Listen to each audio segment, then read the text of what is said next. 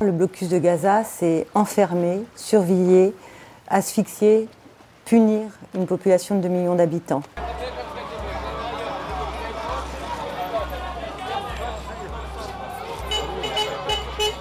Et on a l'habitude de dire que Gaza est une prison à ciel ouvert, c'est même pas ciel ouvert.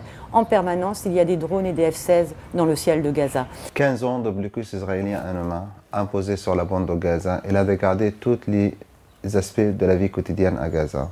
Ils ne peuvent pas circuler librement, que ce soit pour étudier, que ce soit pour aller se faire soigner, que ce soit pour aller voir leur famille, pour aller travailler. Aujourd'hui, on parle de 75% de la population qui n'ont pas vraiment de travail. Malgré le manque de chance de trouver un travail à Gaza, mais quand même, les familles palestiniennes, ils insistent vraiment à envoyer leurs enfants pour apprendre dans les écoles. Les enfants qui aujourd'hui à Gaza souffrent énormément de troubles psychosociaux, de troubles de post-traumatiques, du fait de la situation de blocus, mais également du fait des agressions à répétition à Gaza, les agressions israéliennes qui sont quand même courantes. Le blocus, moi je l'ai vu aussi avec les pêcheurs qui ne peuvent pas sortir comme ils le souhaitent. Ils doivent pêcher dans une zone très réduite, donc ils ne pêchent que des petits poissons.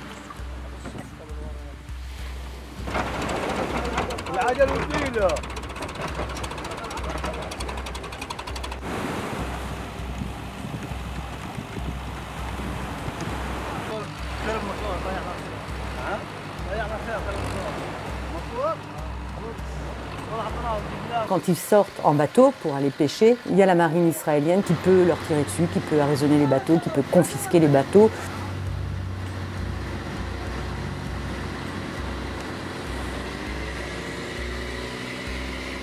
Les accords de Oslo, ils ont accordé aux pêcheurs de Gaza de pouvoir aller jusqu'à la zone de pêche internationale. Mais malheureusement, Israël ne respecte jamais cet accord.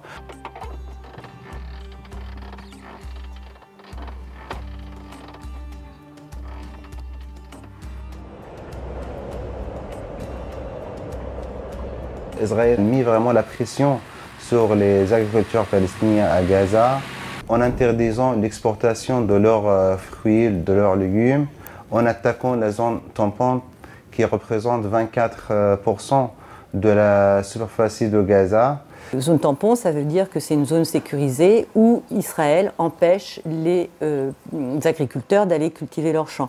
J'ai moi-même été présente avec les paysans dans leurs champs et j'ai bien vu effectivement les allées et venues des jeeps israéliennes et les tirs sur les paysans. Les productions agricoles des Gazaouis, par exemple à Gaza il y a beaucoup de fraises. Ils produisent énormément de fraises, ben ça c'est interdit à l'exportation.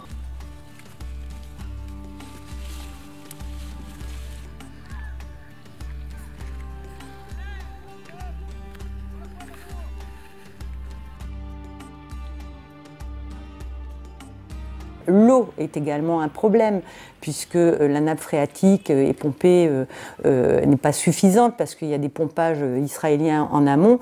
Et moi-même, j'ai fait cette expérience de vouloir faire du café. J'ai ouvert le robinet, j'ai fait le café était salé parce que c'est l'eau de la mer qui remonte. L'eau qui existe à Gaza n'est pas valable pour la consommation humaine ni par la consommation par les animaux.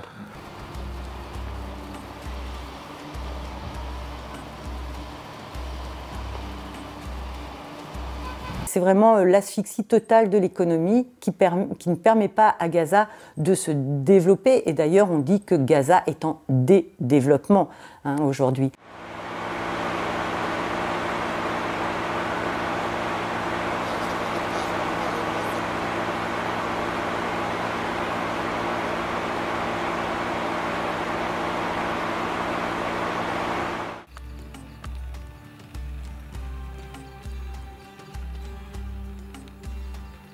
Et on voit bien comment, quand on est chez les habitants de Gaza, comment ça leur pose des problèmes au niveau quotidien, ne serait-ce que maintenir la nourriture au frais dans des réfrigérateurs qui ne fonctionnent pas toute la journée. L'occupation israélienne, elle interdit jusqu'à maintenant la montation et la fabrication et l'installation de nouvelles centrales d'électricité à Gaza.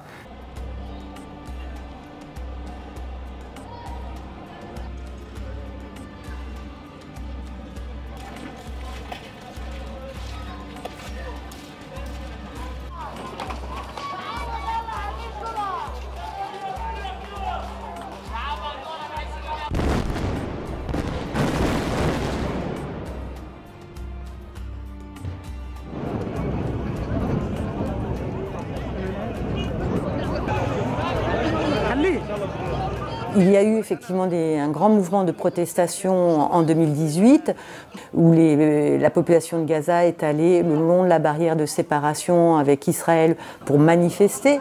Et la réponse d'Israël, ça a été de tirer sur les manifestants.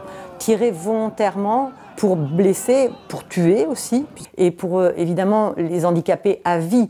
La marche de retour, c'était le soulèvement du peuple palestinien de Gaza contre le blocus israélien qui dure depuis 15 ans. C'était aussi la marche de retour pour réclamer le droit de retour dans les territoires palestiniens occupés où nos grands-parents ils étaient expulsés.